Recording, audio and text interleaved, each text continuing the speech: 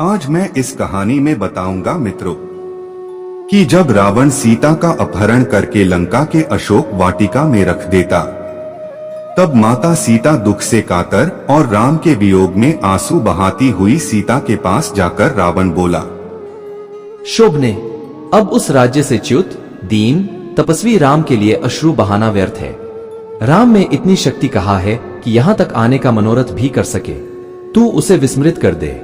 विशाल लोचने, तू मुझे पति के रूप में अंगीकार ले।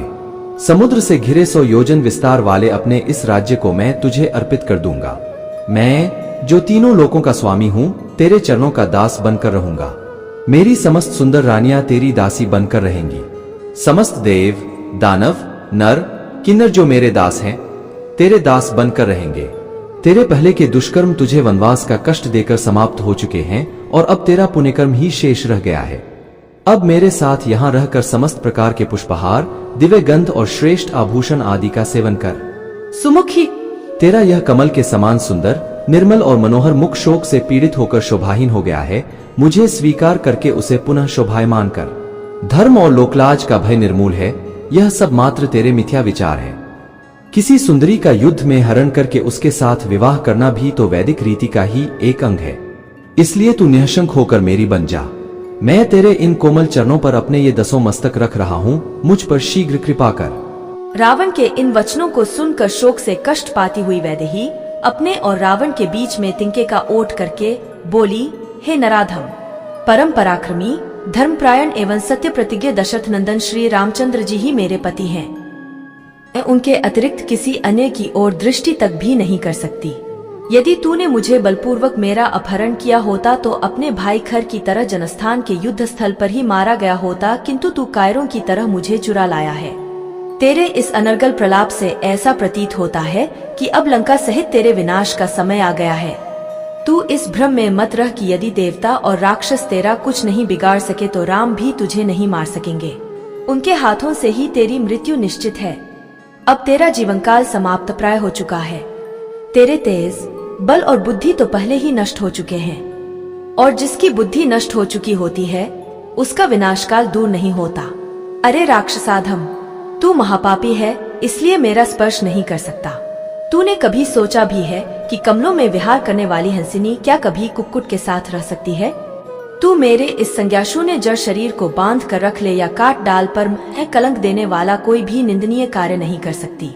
सीता के कठोर एवं अपमानजनक वाक्य सुनकर रावण कुपित होकर बोला, हे मनोहर हास्य वाली भामिनी, मैं तुझे 12 माह का समय देता हूँ। यदि 1 वर्ष के अंदर तू स्वेच्छापूर्वक मेरे पास नहीं आई तो मैं तेरे टुकड़े टुकड़े कर दूंगा। फिर वह राक्षसनियों से बोला, तुम इसे यहाँ से अशोक वाटिका में ले जाकर रखो और जितना भय और कष्ट दे सकती हो दो। लंकापति रावण की आज्ञा पाकर राक्षसनियां सीता को अशोक वाटिका में ले गईं। अशोक वाटिका एक रमणीय स्थल था, किंतु पति वियोग और निशाचरी दुर्व्यवहार के कारण सीता वहां अत्यंत दुखी थी। सीता का अशोक वाटिका में प्रवेश जानकर पितामह ब्रह्मा देवराज इंद्र के पास आए और बोले, सदा सुख में पली हुई पतिव्रता महाभागा सीता पति के चरणों के दर्शन से वंचित होने के कारण दुख और चिंताओं से संतप्त हो गई हैं और प्राणयात्रा भोजन नहीं कर रही है। ऐसी दशा में निसंदेह वे अपना प्राण त्याग कर देंगी। आथ तुम शीघ्र लंकापुरी में प्रवेश करके उन्हें उत्तम हविष्य प्रदान करो। ब्रह्मा जी के आज्ञानुसार इंद्र तत्काल लंकापुरी पहुंचे। उन्होंने निद्रा देवी की सहायता से समस्त राक्षसों को मोहित कर दिया।